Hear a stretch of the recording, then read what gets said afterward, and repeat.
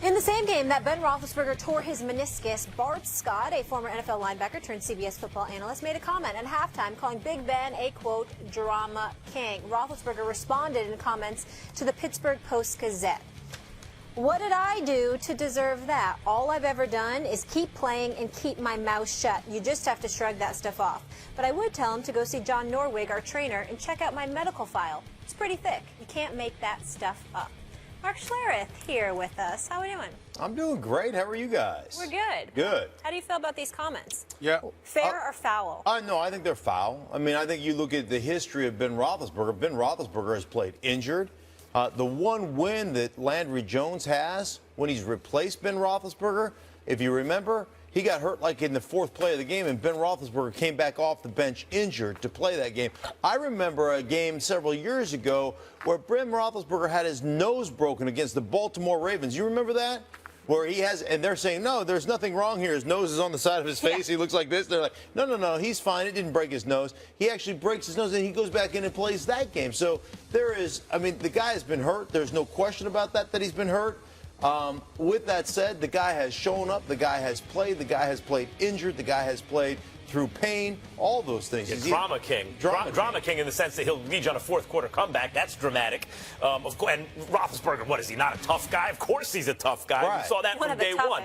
But fair or foul, I don't even think it's really an issue of that. It's not correct, but is it foul? Look, Bart Scott, Baltimore Raven, period. You have to take it with a grain of salt. The really good franchises with real rivalries will train those players up in the culture of those rivalries and will make an imprint that lasts forever. Like if you talk to like Andy Pettitte today, he hates the Red Sox. That's the way you are brought up in the culture of that organization. Right. Wisconsin and any one of those Big Ten rivalries, Michigan and Ohio State. That's the way it is. So when you have a former Baltimore Raven who's been through those battles commenting on the quarterback and it was his job to go get that guy, and that guy used to beat him in big games, and well, you got to take it with a grain of salt. Consider the source. Is it true? No, but it's a Baltimore Raven. Right. But that's why it's foul, because it's not true. Go ahead, Steve. But not only is it not true, that's not only is it not true, that's not something that you take with a grain of salt, and here's why. First of all, I know Bart Scott. He's a friend. I respect the hell out of him. Let me put that out there just in the interest of full disclosure. But I respectfully disagree with him here because we're playing in a day and age where every excuse under the sun can be used for guys not playing. And here's a guy, Ben Roethlisberger, that last year when he missed 5 starts, it was the most starts he has missed in any season in his career. And we all know the bevy of injuries he's been subjected to. We've seen the hits that he has had to absorb. He's 34 years of age. He's never missed more than 5 games in a season, which was last year. Prior to that, it was 4 twice. 1 year, 3. That was about it. He's been Mr. Reliable despite the punishment that has been inflicted upon him. So if you are a Bart Scott, and you look at today's NFL culture, it's not that it's a big deal. Don't get me wrong. It's not like he went out and called them something, far more incendiary or anything like that. So I want to put it in its proper perspective. But I also want to say that Bart Scott is a rough rider. He's one of those dudes. He's hardcore. He comes at things that way. That's the way he played to some degree. Correct me if I'm wrong, Schlereth. So the point is, knowing that, and knowing how the game has transformed and how relatively soft the game today is considered to be compared to what it once was. And to watch Ben Roethlisberger withstand the test of time all of these years just by showing up and being out there and absorbing punishment in ways that most other quarterbacks have not been able to.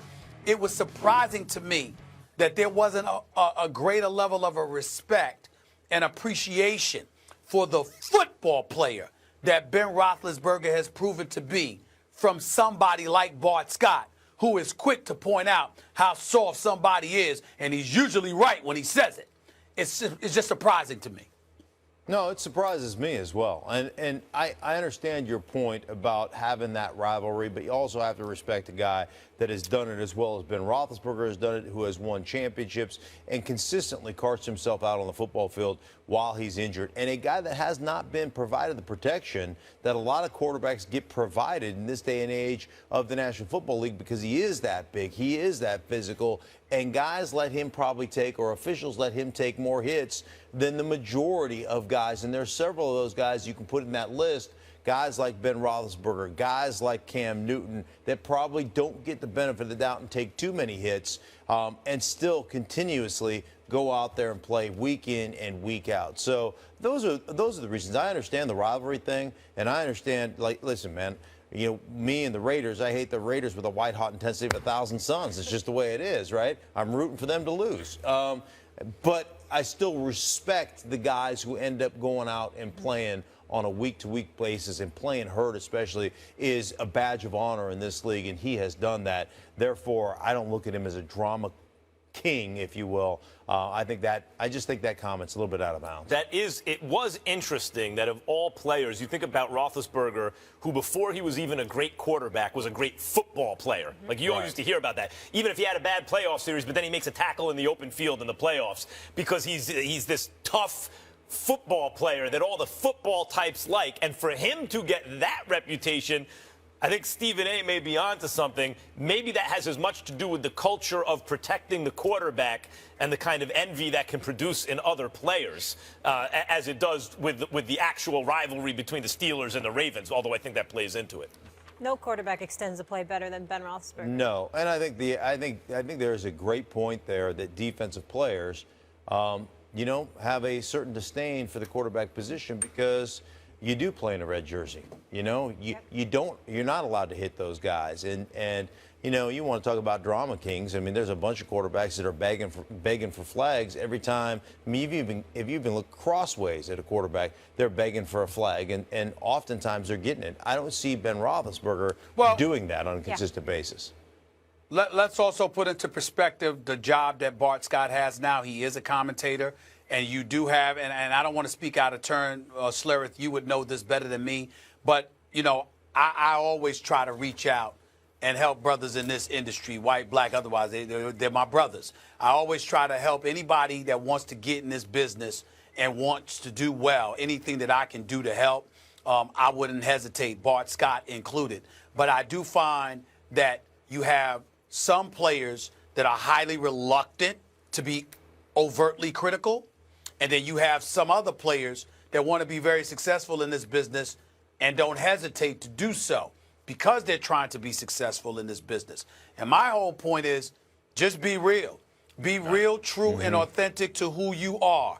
And if you're Bart Scott, I just find it very, very difficult to believe that when the word drama queen comes into the equation, Big Ben Roethlisberger is somebody you would be thinking about. With the injuries that he has absorbed and the things that he has played through, I find it very difficult to believe that that's the dude that you would attach drama queen to. That makes no sense to me. 100%. The only drama king he is what you described as earlier, the dramatic moments. Coming up next, Mark, thank you so much for being with us. We appreciate it. My pleasure. How does he handle the big moment? You have to take everything into consideration. Oh, for what? Come on, dude. He sued everybody. Yeah. Everybody. Now we have to watch what's actually happening. The USA. But I'm good. The Steelers, they have tougher competition this weekend, and backup quarterback Landry Jones told his team, don't panic in the wake of Ben Roethlisberger's injury. The Steelers were told by orthopedic surgeon Dr. James Bradley that Big Ben could be out 4 to 6 weeks based on what he saw during the procedure on Monday. Sources told our Chris Mortensen Landry Jones will start when Bill Belichick and the Patriots come to Heinz Field Sunday. Then after a bye week, Pittsburgh has a big road matchup against the rival Ravens, in the week after the 5-1 Cowboys pay a visit to the Steel City. So the Steelers are in first place in the AFC North at 4-2. But will they survive, Max, with Landry Jones at the helm? I think so. And if you look at their record in the coming weeks, you have the Patriots coming up. That's a loss with a backup quarterback, let's face it. Then you have a bye. Then you got the Ravens, Cowboys, and Colts. I'm going to skip the Browns for a second. I'm saying with a backup quarterback, let's say he's out 6 weeks. Ravens, Cowboys at home, and at Colts, I'm going to say you're going to win one of those 3 games. I don't think that's being overly generous. I think that's realistic. You're going to win one of those 3 games, and you're going to beat the Browns. That's 2 wins in your next 5 games, and then you get Ben Roethlisberger back. You're okay. And here's the thing about Landry, Stephen A. Smith. They spent a 4th-round pick on him. And when they drafted him several years ago, the idea was not that one day he's going to take over for Ben Roethlisberger. The idea is they wanted to draft a competent backup quarterback. You know, there are some guys who get drafted thinking this is going to be our backup. He's going to be well-versed in all the things we want to do, our system. And if our guy goes down with an injury and he has to miss a couple games, 3-4 games, or something like that happens, we have a guy who can come in and basically run things the way we want him to run them. Now, if you're the Steelers, and we've heard Mark Schlereth on this show talk about not just drafting guys, but drafting and development. What kind of franchise do you have? The Steelers have a good one. They draft, and then they develop them into real players. I think the assumption should be from Steelers fans, certainly, that if this was the plan, 4th-round pick on a backup quarterback, then they have developed him to the point where he can now do his job, especially when you have the kind of weapons they have on offense, a good offensive line, very good offensive line, and a great wideout and a great running back. All those things should help him. I'm saying right now, if Roethlisberger's out 6 weeks, they got at least 2 wins in their next 5 games, plus the bye. There's your 6 weeks.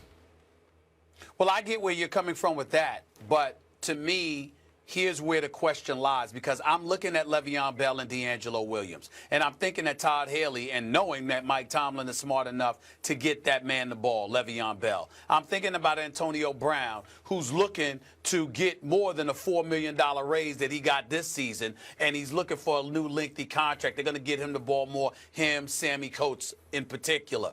I get all of that.